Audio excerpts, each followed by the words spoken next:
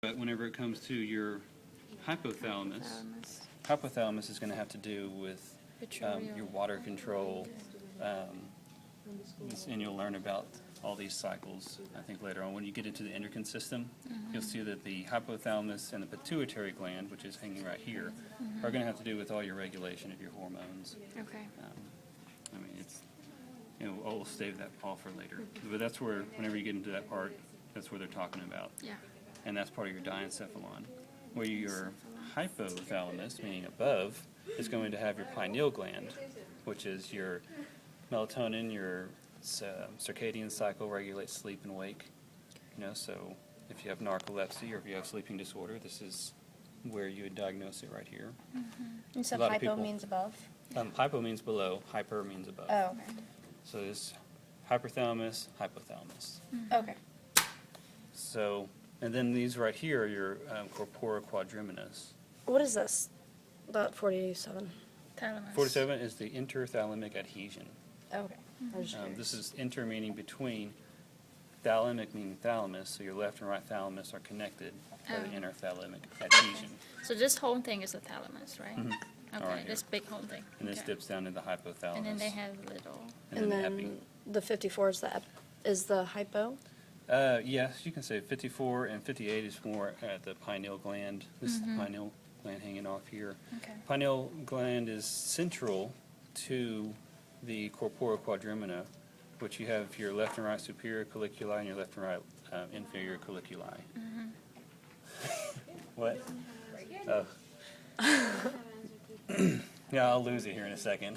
I'm ready for you to start blackout. teaching. So your pineal gland is into your diencephalon. Then when you get into here, your superior colliculi. Now, is this part your diencephalon as well? Like the gray? No, this is more in your. That's kind of a borderline. Your You don't corpus consider- callosum, you'd yeah. have to look at your. I don't even think your papers would say Oh, what they this say. is. Here's your corpus callosum is in the prosencephalon. Prosencephalon is embryonic. It's not you yet.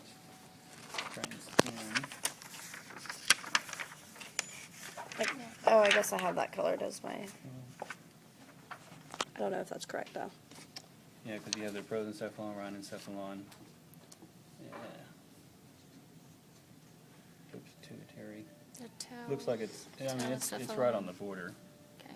Usually they say the corpus callosum separates the telencephalon from the diencephalon. Okay. Is the best way to think of that. And Okay. like this is a beginning class, so we're not going to try to trick you on that kind of stuff. Appreciate it.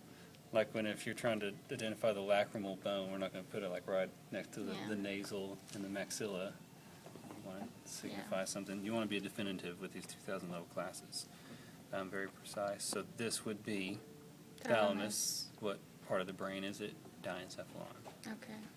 And now when you get into the midbrain, it's going to be Okay, this stuff that right in here. Okay. Your midbrain has your cerebral peduncles on it. Cerebral peduncles are pretty important, actually.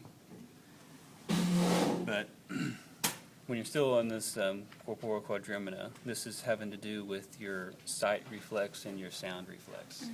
So whenever if somebody drops a book on the ground, you hear it and you turn your head, the ability to move your sternocleidomastoid to position your head of the precise direction where the sound came from, this is that part of your brain telling you to turn your head. Same thing with sight. If you see a flash, you look away or look to it. This is that making your decision for you. Now, is it this 56 or this 57? 56. 57 is the sound. This 56 is the So if you sight. put them Okay. together, they look like this from the back of the brain, like four little knobs. And then the pineal gland sits like right on top, central Okay. to them. Yep. And then this is the central aqueduct Yeah. going to the fourth ventricle. This is important because this is where cerebral spinal fluid comes down. That makes sense. Cerebral spinal fluid is made in the lateral ventricles, which you can't see here. Let's pretend that this empty space is a lateral ventricle. Okay. This is three-dimensional, the lateral ventricles. You can see how, seen from the front and cut, they're flat. So they kind of look like this in the brain, kind of like this. They kind of Yeah. And so when you look from the side, they look like thick and round, but they're not. They're really flat and just positioned sideways, ramping up. Okay. So these are all, here's your thalamus, but this is not the thalamus. This is where the position of the thalamus is, and there's the interthalamic adhesion right there. So you can see that your third ventricle just kind of sits all around your thalamus right here.